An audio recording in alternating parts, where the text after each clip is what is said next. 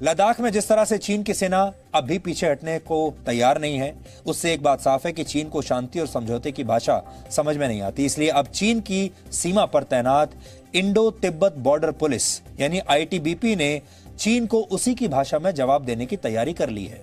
यानी अब चीन की भाषा क्या है और क्या चीन की भाषा हम समझते हैं, बोल सकते हैं, यह बड़ा सवाल है। और इसके लिए आईटीबीपी अपने सभी 90,000 सैनिकों को अब चीन की भाषा मैंडरिन का एडवांस्ड कोर्स करवाएगी। अभी कुछ जवानों को ही मैंडरिन भाषा का बेसिक कोर्स करवाया जाता है और सीमा पर घुसपैठ करने वाले सैनिकों को अपनी बात समझाने के लिए जवान चीन की भाषा में लिखे पोस्टर्स का इस्तेमाल करते हैं। लेकिन अब उत्तराखंड के मसूरी में स्थित आईटीबीपी एकेडमी में जवान मैंडरिन भाषा को बोलने के साथ साथ इसे पढ़ना और लिखना भी सीख रहे हैं ताकि चीनियों के साथ उन्हें डील करने में आसानी रहे, ताकि सीमा पर चीन को उसी की भाषा में सबक सिखा सके। आईटीबीपी के जवान सिर्फ मैंडरिन भाषा ही नहीं सीख रहे, बल्कि कैसे मार्शल आर्ट्स की ट्रेनिंग भी करनी है, यह भी उन्हें बताया जा रहा है। तो वो मार्शल आर्ट्स भी सीख रहे हैं और मैंडरिन भी सीख रहे हैं। और इसे जानने के लिए हमारी टीम खास तौर पर इस इंस्टीट्यूट में गई और वहां से उसने आपके लिए यह रिपोर्ट भेजी है।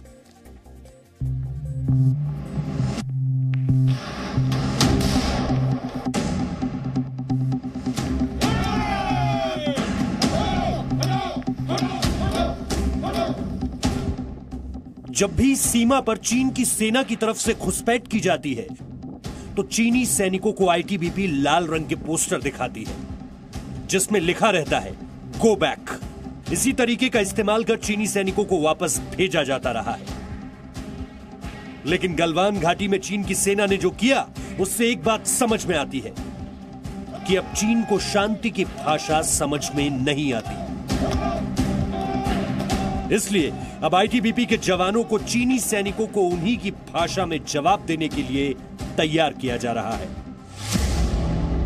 हिंदी में अगर हम किसी को ग्रीट करते हैं तो हम बोलते हैं नमस्ते। इंग्लिश में अगर हम किसी को ग्रीट कर रहे हैं तो हम बोलते हैं हेलो।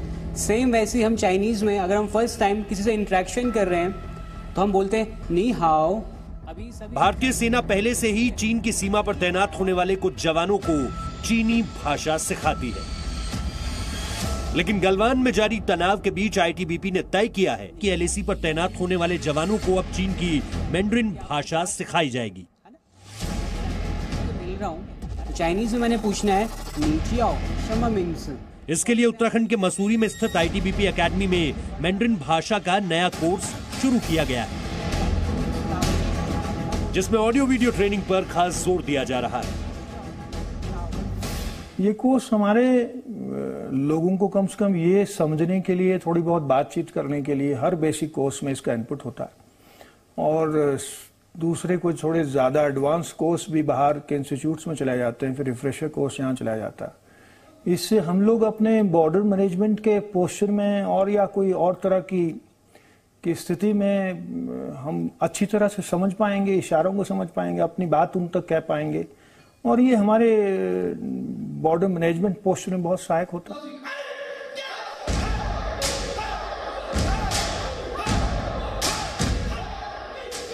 आईटीबीपी एकेडमी में न सिर्फ चीन को उसी की भाषा में जवाब देने की तैयारी चल रही है, बल्कि चीन के सैनिकों को उन्हीं के अंदाज में मुंह तोड़ जवाब देने की प्रैक्टिस भी जोर शोर से चल रही है।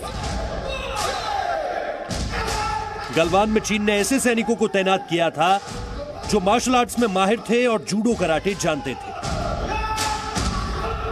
आईटीबीपी के जवान भी इस हुनर में माहिर हो रहे ताकि जरूरत पड़ने पर चीन के दांव उसी पर आजमा कर उसे सबक सिखाया जा सके।